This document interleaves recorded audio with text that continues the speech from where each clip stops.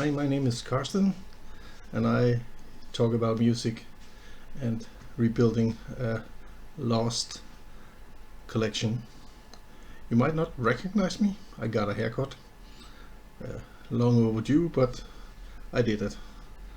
Got rid of the corona hair.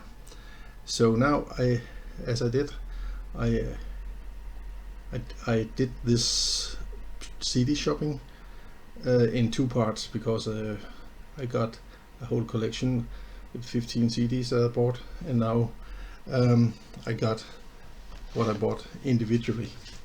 And I will start out with Pogo, and here the first is Picking Up the Pieces, which is one of the first albums, and it was still Randy Meisner in the band. He left to join Eagles, and his substitute was Timothy B. Smith, who appears on this one.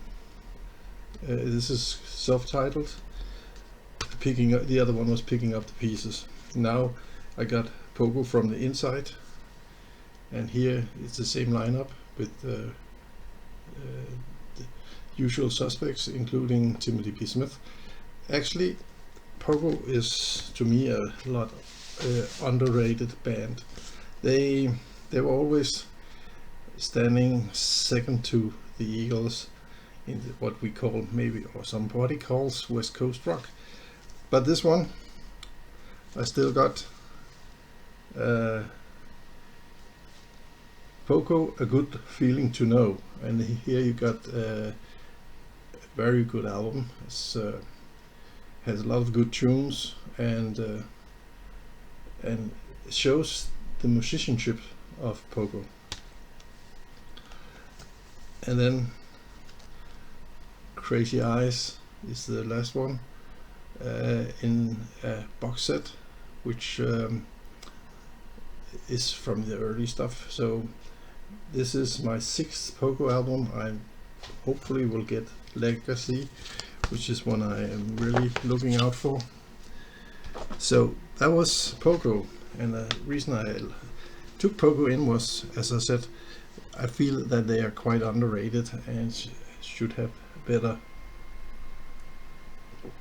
recognition among people. Then I bought this one, Queen's Greatest Hits Part 2, with Kind of Magic, Radio Gaga, Want to Break Free, Who Wants to Live Forever, I'm Going Slightly Mad, Invisible Man, One Vision, The Show Must Go On. Then I had a birthday, actually yesterday, and I got this one for my birthday present, Night at the Opera. This album I had in my car on a cassette back in the 70s, and I played it to death, actually, literally. At the end the tape gave up and broke, so now I got it on a CD. I also bought it at a vinyl later. Then I went for Trespass, which is with the original Genesis lineup, and you have The Knife, you got Visions of Angels, Looking for Someone. I mean, it's not the best Genesis album, but it's up among the top 5 too, if I have to make a choice. And then I got this one, Flying Colors, self-titled, and you know, it's the super band with Steve Morse, Casey McPherson, Neil Morse, Dave LaRue, also playing normally together with Steve Morse and Steve Morse Band, and then Mike Portnoy on drums. And this album shows the fantastic musicianship from Mike Portnoy, especially the drumming on Infinite Fire, the 12 minutes long track is out of this world. It shows why he's most likely the best drummer in the world at the moment. Fantastic album. I know a lot of this is also on their live album from London, which I also have, but really Flying Colours is a band people to take by, look, and really enjoy the music. I bought Springsteen's The Rising. The album is from 2002, and in my opinion it is the best album of the 2000s that Springsteen made until he made Letter to You, which is in the same category. But this one he still played with the E Street Band, and you can hear that in the music. It's a fantastic album, one of his best in my opinion. Not top, but in that category. Then I bought this one, Emerson, Lake and Palmer, the self-titled debut album, and it is, I mean, you got The Barbarian, which is a interpretation of Bela Bartok's music. He had Knife Edge, where the composer is Leos Janáš, and again turned into Emerson, Lake and Palmer. Then they have the Three Fates, where he, among others, plays Keith Emerson plays the Royal Festival Hall organ, and there are 2 piano solos on it, and a piano trio. Then you got the Number Tank, and you get the very, very rememberable song called Lucky Man, where you really hear Greg Lake's great voice. Then I've always been a fan of Marillion, and I got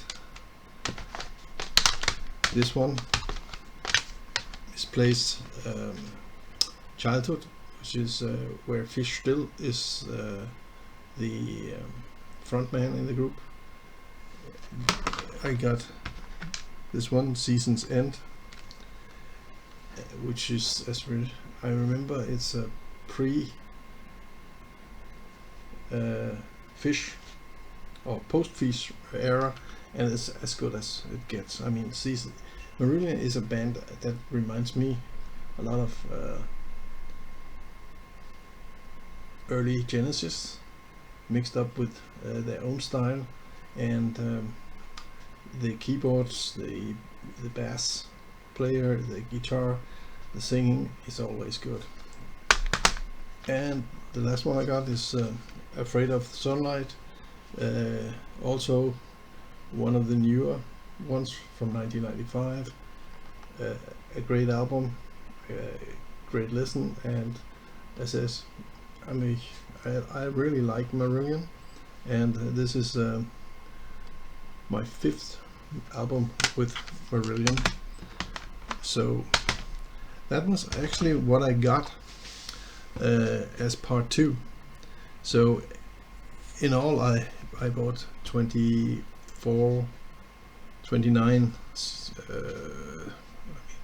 with the 5 from the box set from with Poco.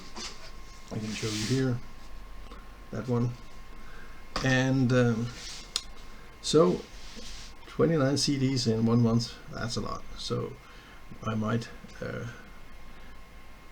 be a little bit more selective for the coming months. But this was what I got in August. I know there's a day left, but I don't think I can buy anything today or tomorrow. So thank you for listening. If you haven't subscribed to my channel, please do so, and I would really prefer if you can do some comments on my choices. Thank you very much.